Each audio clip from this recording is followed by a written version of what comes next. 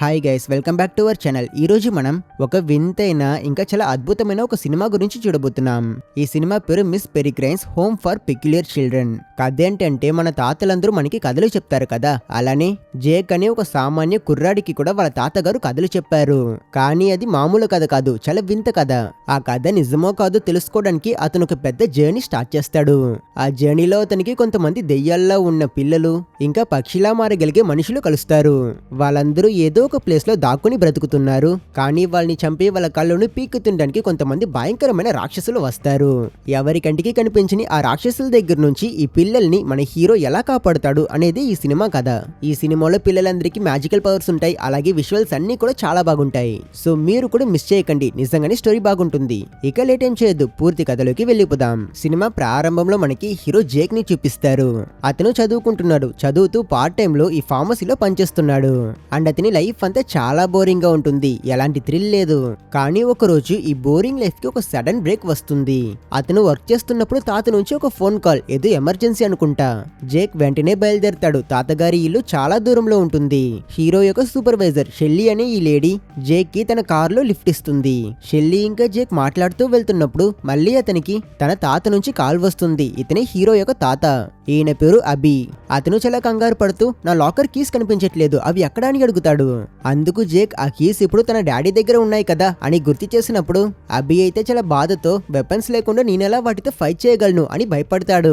Hero ఆయన్ని com చేస్తూ మీరు టాబ్లెట్స్ వేసుకోండి, నేను త్వరలోనే అక్కడికి వచ్చేస్తా అని చెప్తాడు. నైట్ టైం వీళ్ళిద్దరూ ట్రావెల్ చేస్తుంటే దారిలో ఎవడో ఒకడు అడ్డంగా వస్తాడు. షెల్లీ కార్ తప్పిస్తుంది. ఆ వ్యక్తి యొక్క కళ్ళు తెల్లగా ఉంటాయి. వీళ్ళిద్దరికి ఇది చాలా క్రీపీగా అనిపిస్తుంది.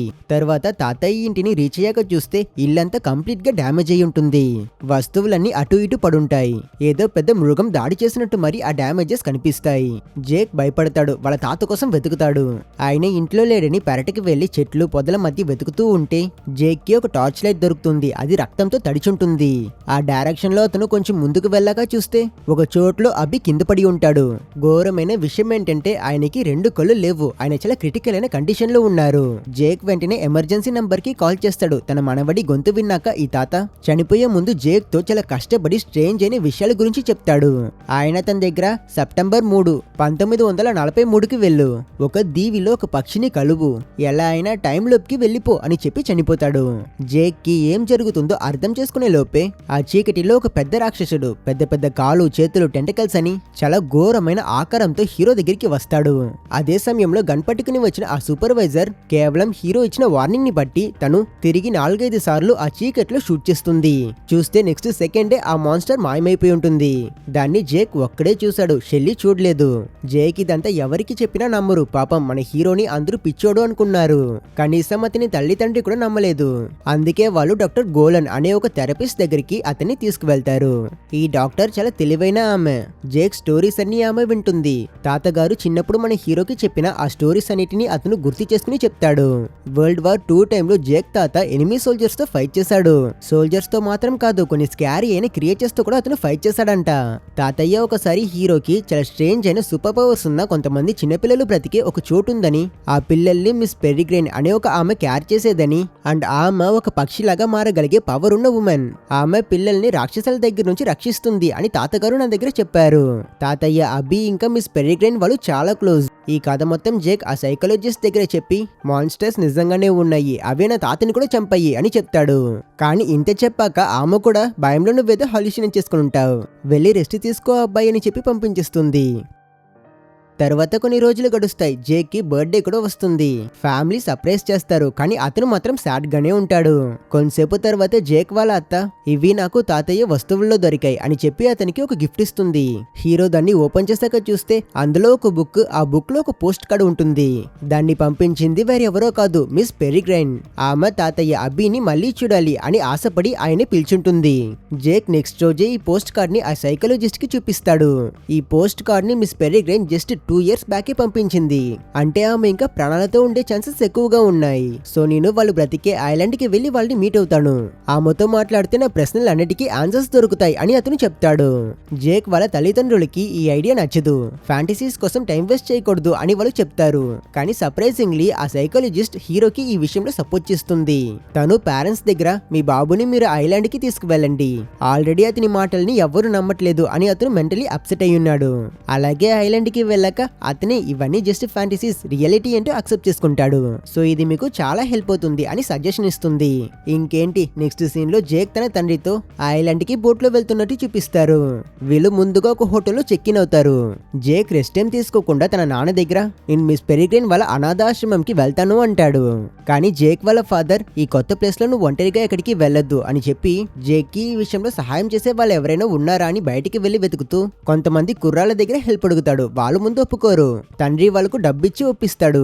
ఆ తర్వాత వాళ్ళలో ఇద్దరు అబ్బాయిల తోడుతో జేక్ ఆ ప్లేస్ ని రీచ్ అవుతాడు.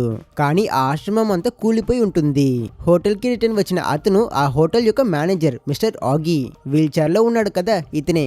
ఇతని దగ్గర ఆ ఆశ్రమంకి ఏమైంది అని అడుగుతాడు. అందుకు ఆ మేనేజర్ సెప్టెంబర్ 3, 1943 కరెక్ట్ గా వరల్డ్ వార్ 2 టైంలో జర్మన్స్ ఒక బాంబ్ ని ఆ ఇల్లు పైన వేశారు.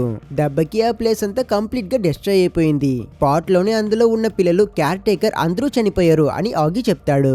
ఇది విన్న జేక్ కన్ఫ్యూజ్ అవుతాడు. ఎందుకంటే తన తాతయ్య తన దగ్గర ఆ ఆశ్రమం గురించి చాలా స్టోరీస్ చెప్పేవాడు. కానీ ఆయన ఈ విషయాన్ని మాత్రం ఎందుకు తన దగ్గర నుంచి దాచాడు అని ఆలోచిస్తాడు. ఆ నెక్స్ట్ రోజు మన హీరో జేక్ తన తండ్రికి అబద్ధం చెప్పి ఒంటరిగా ఆ పాడుబడిన బిల్డింగ్ కి వెళ్తాడు. అక్కడ చాలా మంది పిల్లలున్న ఒక పెయింటింగ్ ని అతను చూస్తాడు. సెకండ్ ఫ్లోర్ కి వెళ్తే అక్కడ అతనికి ఒక ఆవిడ కనిపిస్తుంది. ఎవరీమె అని జేక్ ఆలోచిస్తాడు. అతనికి భయం వేస్తుంది. వెంటనే వెనక్కి తిరిగి డోర్ వెనక దాగునున్న ఇద్దరు పిల్లల్ని చూస్తాడు. అండ్ సరిగా అదే సమయంలోనే ఏదో ఒక పెద్ద మాన్స్టర్ పైన నడుస్తున్నట్టు భారీ ఫుట్ స్టెప్స్ అతనికి వినిపిస్తాయి. భయంలో జేక్ పరిగెట్టడానికి ట్రై చేస్తాడు. కానీ తడబడి కింద పడి తలకి దెబ్బ తగిలి అక్కడే అన్కాన్షియస్ అయిపోతాడు.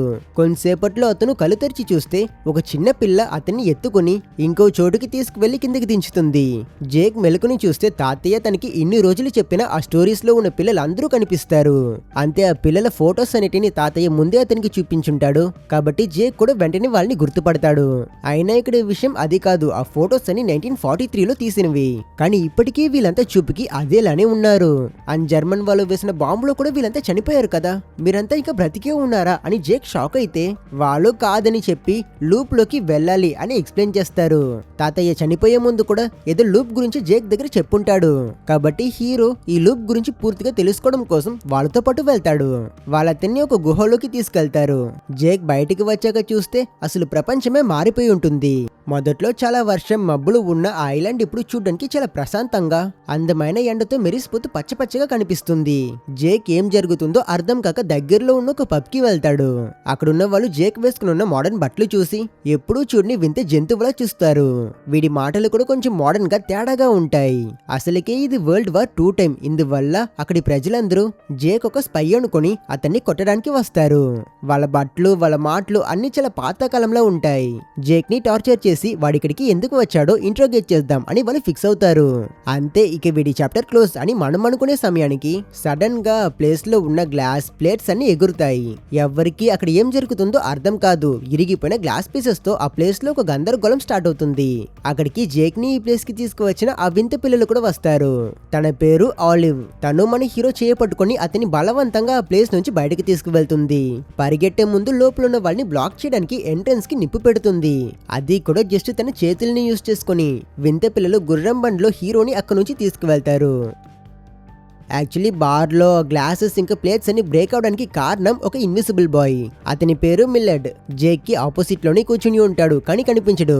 గాలిలో అతని బట్టలు మాత్రమే తేలుతుంటాయి. ఫ్రంట్ లో ఒక అమ్మాయి కూర్చుని ఉంది కదా, తన పేరే ఎమా. ఈ సినిమా హీరోయిన్. తను తన కాలికి పెద్ద పెద్ద ఐరన్ బూట్లు వేసుకుని ఉంటుంది. జేక్ వాళ్ళ దగ్గర మీరంతా 1943లో బాంబ్ బ్లాస్ట్ లో చనిపోయారు కదా అని అడిగితే వాళ్ళు నువ్వు ఇప్పుడు ఉన్నది 1943 అండ్ ఈ రోజే సెప్టెంబర్ 3 అంటే బాంబు పేలుతుంది. కానీ మేము టైం లూప్ లో ఉన్నాం, మాకేం కాదు అంటారు. ఆ పిల్లలు జేక్ ని తీసుకుని వాళ్ళ ఇంటికి వెళ్తారు. అక్కడ జేక్ చూసిన ఆ పగిలిపోయిన ఆశ్రమం ఇప్పుడు చాలా అందమైన పెద్ద ఇల్లులాగా కనిపిస్తుంది. అక్కడ జేక్ కి ఈ ప్రపంచాన్ని నడిపిస్తున్న మెయిన్ క్యారెక్టర్ మిస్ పెరిగ్రైన్ పరిచయం అవుతుంది. ఆమె అసలు మామూలు మనిషి కాదు, ఒక పెద్ద ఫాల్కన్ పక్షి నుంచి అందమైన ఆవిడగా మారుతుంది. ఆమె పైప్ లో పొగ తాగుతూ చాలా స్ట్రిక్ట్ అయిన హెడ్ మిస్ట్రెస్ లా ఉన్నా కూడా ఇక్కడున్న పిల్లలందరినీ చాలా ప్రేమతో చూసుకుంటుంది. తను హీరోని చూసి నీ చిన్నప్పటి ఫోటో అబే నాకు పంపించాడు అని చెప్పి తాతయ్య చనిపోయినందుకు బాధపడుతూ అతనికి టీ ఇస్తుంది. ఆ ఎర్రజుత్తు అమ్మాయి తన చేతులతోనే ఆ టీని వేడి చేస్తుంది. తర్వాత పెరిగ్రైన్ మన హీరోకి ఈ ప్రపంచం గురించి చెప్తుంది. ముందుగా పెక్యూలియర్స్ అంటే వింత పవర్స్ ఉన్న పిల్లలు. ఆ పవర్స్ వాళ్ళ జీన్స్ లోనే ఉన్నాయి, వాళ్ళు చాలా వాల్యుబుల్, అందుకే ఎన్నో సెంచరీస్ నుండి వాళ్ళని వేటాడుతున్నారు. తర్వాత తనలాంటి వాళ్ళు అంటే పక్షిలాగా మారగలిగే వాళ్ళు. తను ఒక ఫాల్కన్ లా ట్రాన్స్ఫార్మ్ అవ్వగలదు, కానీ తన మెయిన్ పవర్ టైం ని మ్యానిపులేట్ చేయడం అని చెప్తుంది. ఇంకా మూడోది ద లూప్. జర్మనీ వాళ్ళు పేల్చిపోయి ఆ బాంబు నుంచి తప్పించుకోవడం కోసం పెరిగ్రైన్ తన పవర్స్ ని యూజ్ చేసుకుని ఈ రోజుని ఒక లూప్ లో పెట్టింది. అంటే ప్రతిరోజు ఈ సేమ్ డే సెప్టెంబర్ 3 ఇన్ఫినిటీగా రిపీట్ అవుతూనే ఉంటుంది. ఇక్కడున్న వాళ్ళంతా ఆ ఒక్క రోజులోనే బ్రతుకుతున్నారు. అండ్ అందుకే ఇన్ని సంవత్సరాలైనా వాళ్ళ ఏజ్ అస్సలు మారలేదు. తర్వాత పెరిగ్రైన్ అక్కడి పిల్లల్ని ఇంట్రొడ్యూస్ చేస్తుంది. ఈ చిన్న పాప చాలా స్ట్రాంగ్, మిల్లెట్ కి ఇన్విజిబుల్ పవర్స్ ఉన్నాయి. ఈ అబ్బాయి పేరు హూగ్, అతను తన నోరు తెరిస్తే తేనెటీగలు బయటకు వస్తాయి. ఇద్దరు ట్విన్స్ ఉంటారు, ఒలివియా గురించి మీకే తెలుసు. అండ్ లాస్ట్ గా హీరోయిన్ ఎమ్మా, కాళ్ళకి బరువైన బూట్లు వేసుకుని ఉంటుంది.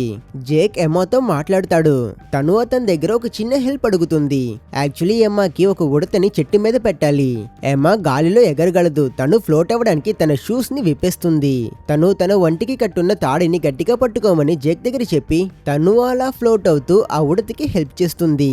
పనైపోయిన వెంటనే జేక్ తనని కిందకి లాగేస్తాడు. వీళ్ళిద్దరూ ఇలా క్లోజ్ గా ఉండడం దూరంలో నుంచి ఒక అబ్బాయి చూస్తూ చాలా పొసెసివ్ గా ఫీల్ అవుతాడు. ఈ అబ్బాయి పేరు ఎనోచ్. జేక్ మ్యాన్షన్ లోకి వచ్చి ఎనోచ్ ని కూడా మీట్ అవుతాడు. అతను హీరో దగ్గర చెప్తాడు, ఏమా మనసుని ఎవరో ఎప్పుడు పగలగొట్టేశారు అండ్ అప్పటి నుంచి తను మళ్ళీ ఎవరితోనూ లవ్ లో పడను అని ప్రమాణం చేసింది. సో నువ్వు టైం వేస్ట్ చేసుకోవద్దు అని డైరెక్ట్ గా చెప్పిస్తాడు. ఇక్కడ ఎనోచ్ తన పవర్స్ ని కూడా చూపిస్తాడు. అతను బొమ్మల లోపలికి హార్ట్స్ ని పెట్టి వాటికి ప్రాణమిస్తాడు. అతను చెప్పినవే ఆ బొమ్మలు వింటాయి. వాడు ఆ బొమ్మల మధ్య చావు వరకు ఫైట్ చేయిస్తాడు. ఇది చూసి పక్కనే ఉన్న ఆలివ్ నవ్వుతూ ఉంటుంది. తనకిది ఎంటర్టైన్మెంట్ గా అనిపిస్తుంది. బట్ మన హీరోకి మాత్రం ఇది చాలా క్రీపీగా ఉంటుంది. ఆ తర్వాత అందరూ డిన్నర్ కోసం వెయిట్ చేస్తారు. అబే వేసుకున్న బట్టలు జేక్ కి వేయడానికి ఎమ్మా హెల్ప్ చేస్తుంది. డిన్నర్ టైంలో జేక్ చూసుకోకుండా ఇన్విజిబుల్ బాయ్ మీద కూర్చుంటాడు. వెంటనే అతను సారీ చెప్పి తర్వాత వెళ్లి ఎమ్మా పక్కన కూర్చుంటాడు. ఇది ఎనోచ్ కి మళ్ళీ కోపం తెప్పిస్తుంది. తింటున్నప్పుడు హుక్ నోరు తెరిస్తే తేనెటీగలు బయటకు వస్తాయి. ఇంకో అమ్మాయి అయితే తిండి తినకుండా ఉంటుంది. జేక్ ఎంకరేజ్ చేశాక తను తన తల వెనుకున్న ఒక పెద్ద నోరుతో మాంసం తింటుంది. తన సూపర్ పవర్ ఇంతే. ఇలానే ఈ ప్లేస్ లో ఉన్న ప్రతి పిల్లలు చాలా వియర్డ్ గా ఉంటారు. ఈ పిల్లలు జేక్ దగ్గర ఇంతకీ నీ వింత పవర్ ఏంటి అని అడిగితే హీరో నాకు ఎలాంటి పవర్స్ లేవు అని చెప్తాడు. వెంటనే ఎనోచ్ అయితే నువ్వు ఇక్కడ ఉండకూడదు, బయటికి వెళ్ళిపో, అలా ముసలివాడు అయిపోతావు అని మన హీరోని కొంచెం ఇరిటేట్ చేస్తాడు. కానీ ఇది భరించలేక ఏమా టేబుల్ ని గుద్ది కోపంగా వెళ్ళిపోతుంది. అదే సమయంలో వీళ్ళకి ఒక ఫోన్ కాల్ వస్తుంది. కాల్ చేసింది మరెవరో కాదు, హీరో వాళ్ళ తాతయ్య. ఇది పాస్ట్ కనుక ఆయన ఇంకా బ్రతికే ఉన్నాడు, చాలా యంగ్ గా ఉన్నాడు. పిల్లలందరూ సినిమా చూడడానికి గ్యాదర్ అవుతారు. ఇది నిజంగా సినిమా కాదు. హోరేస్ అనే ఒక పిల్లాడు, అతని కళ్ళ నుంచి ప్రొజెక్ట్ అయ్యే భవిష్యత్తు కళలు. అతని ఫ్యూచర్ ని కరెక్ట్ గా ప్రెడిక్ట్ చేసి సినిమా లాగా చూపిస్తాడు. జేక్ వీళ్ళని వెతుకుతూ ఈ ప్లేస్ కి రాబోతున్నాడు అనే విషయాన్ని కూడా అతను ముందే వీళ్ళకి చెప్పేశాడు. అందుకే అతన్ని పికప్ చేయడం కోసం వీళ్ళందరూ టైంకి ఇక్కడికి వచ్చారు. కానీ ఈసారి హోరేస్ కళలు చాలా స్కారీగా ఉంటాయి. వీళ్ళ పీపుల్ లో ఒక లేడీ ఎవరో చెడ్డవాళ్ళ చేత ఇరుక్కోవడం లాంటివి.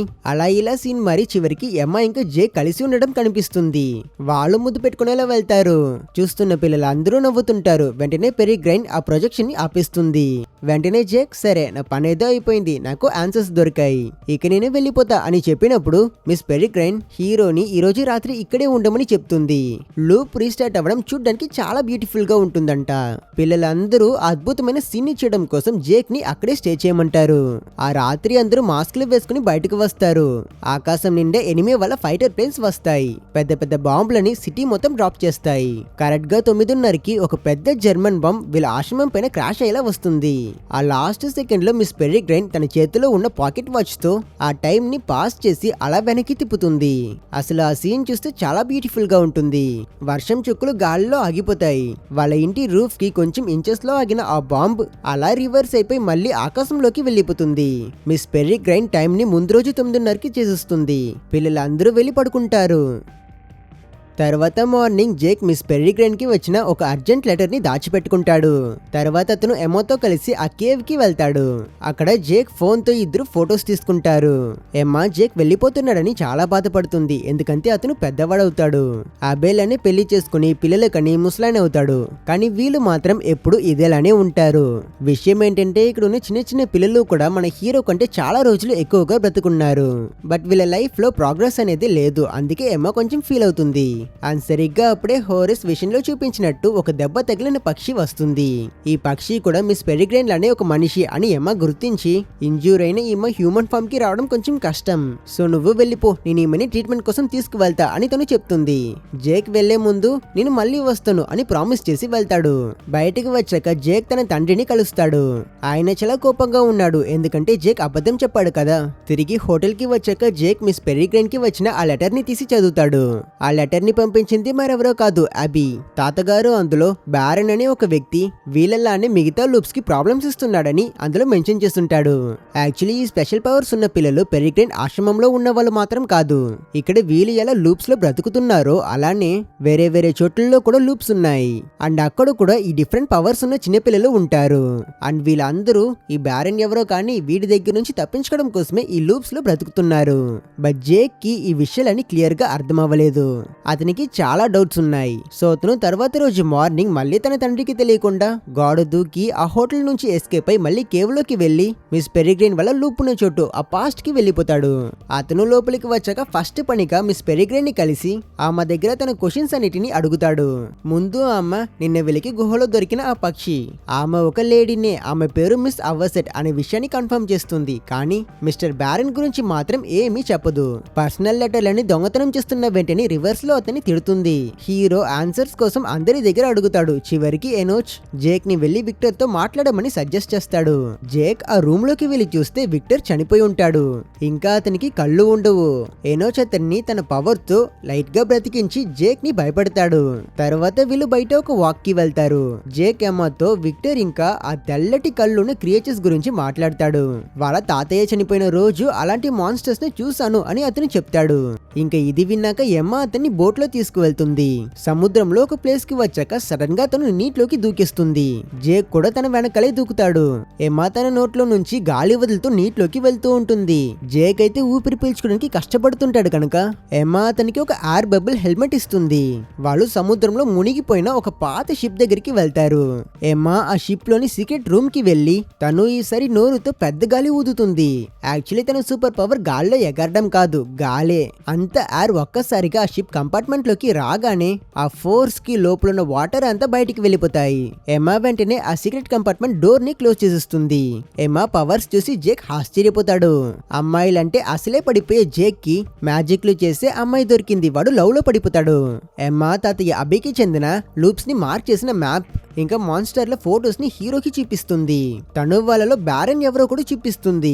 అతని ఈ మాన్స్టర్లన్నిటికీ లీడర్. షెల్లీతో కారులో వెళ్తున్నప్పుడు రోడ్ కి అడ్డంగా ఒకడు వచ్చాడు కదా, అతనే బ్యారన్. అబే తన లైఫ్ అంతా బ్యారన్ ని ఇంకా వాళ్ళ మనుషుల్ని హంట్ చేయడానికి స్పెండ్ చేశాడు అని, కానీ జేక్ ని ప్రొటెక్ట్ చేయడం కోసం ఆయన ఆ పనిని వదిలేశాడు అని ఎమ్మా చెప్తుంది. నన్నెందుకు ప్రొటెక్ట్ చేయాలి అని హీరో అడిగితే ఎమ్మా ఎందుకంటే నువ్వు ఈ ప్రపంచానికి చెందిన వాడివి అంటుంది. జేక్ నమ్ముడు, నాకు పవర్సే లేవు కదా అంటాడు. అందుకు ఎమ్మా అతన్ని బీచ్ కి తీసుకెళ్తుంది.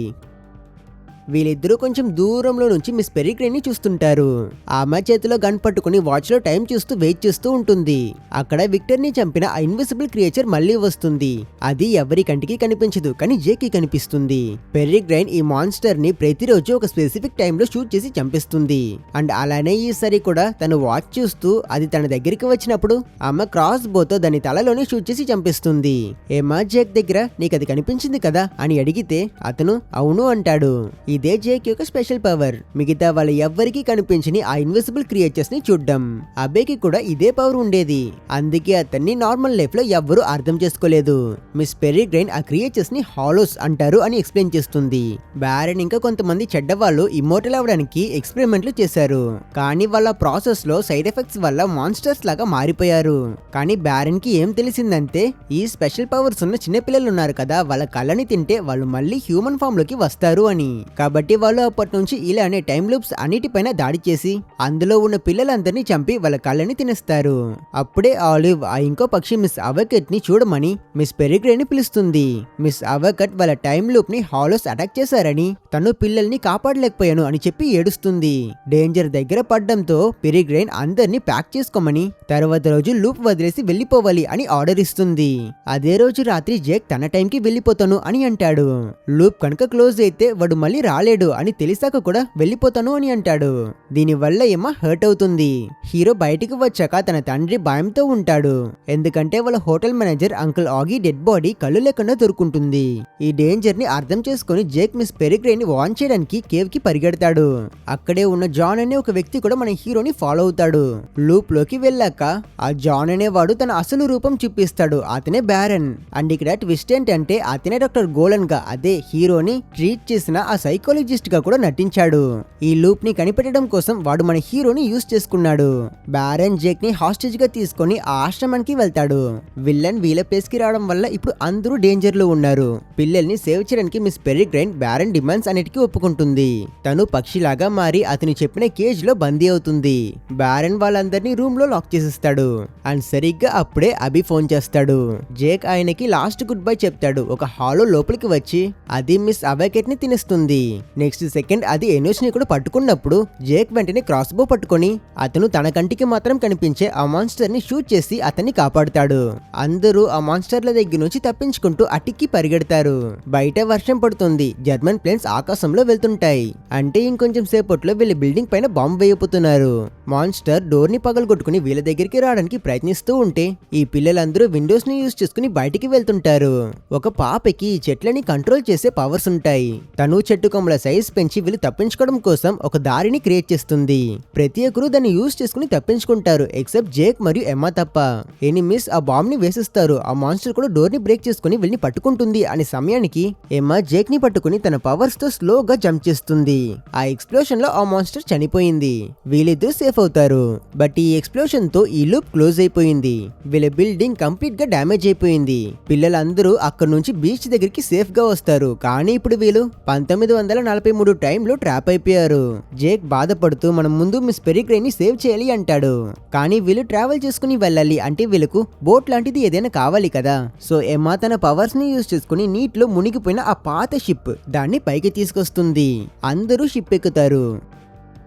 హోరస్ చూసిన కళలాగా జేక్ మరియు ఎమ్మా కిస్ చేయబోతారు. కానీ వాళ్ళు ఇంటరప్ట్ అవుతారు. వీళ్ళంతా ఆ షిప్ లో విలన్స్ ఉన్న ప్లేస్ ని రీచ్ అవుతారు.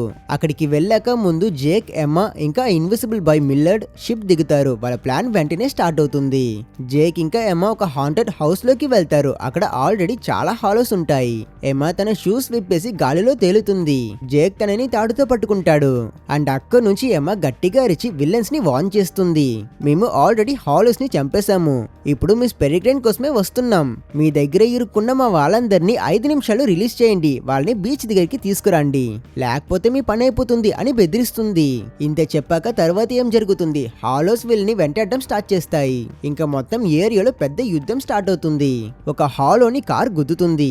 ఎనోచ్ తన మ్యాజికల్ పవర్స్ యూజ్ చేసుకుని అక్కడున్న స్కెలిటన్స్ ని మళ్ళీ బ్రతికించి ఆ హాలోస్ మీద అటాక్ చేయడానికి పంపిస్తాడు. ఇంకా మిగతా పిల్లల సంగతికి వస్తే వాళ్ళు ఆ ఇన్విజిబుల్ హాలోస్ కనిపించడానికి వాటి మీద స్నో ఇంకా కాటన్ క్యాండీస్ వేస్తారు.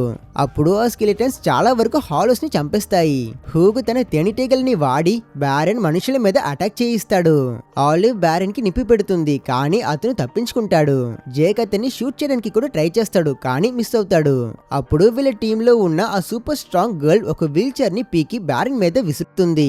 అతను కింద పడిపోతాడు. కానీ బ్యారన్ వెంటనే మేలుకొని ఆ పక్షుల్లాంటి మనుషులందరినీ బంధించున్న ఆ ప్లేస్ కి వెళ్తాడు. ఇది చూసి జేక్ ఇంకా ఎమ్మా వెంటనే అతని వెనుక పరిగెడతారు. బ్యారన్ లోపలికి వెళ్లే ముందు ఎమ్మా తన పవర్స్ తో గట్టిగా గట్టిగా గాలి ఊది అతన్ని గోడకి కొట్టేలా చేస్తుంది. ఆ గ్యాప్ లో జేక్ లోపలికి వెళ్లి ఆ పక్షులందరినీ రిలీజ్ చేసేస్తాడు. ఈ లోపు బయట మిగతా పిల్లలు ఫైట్ చేస్తూనే ఉంటారు.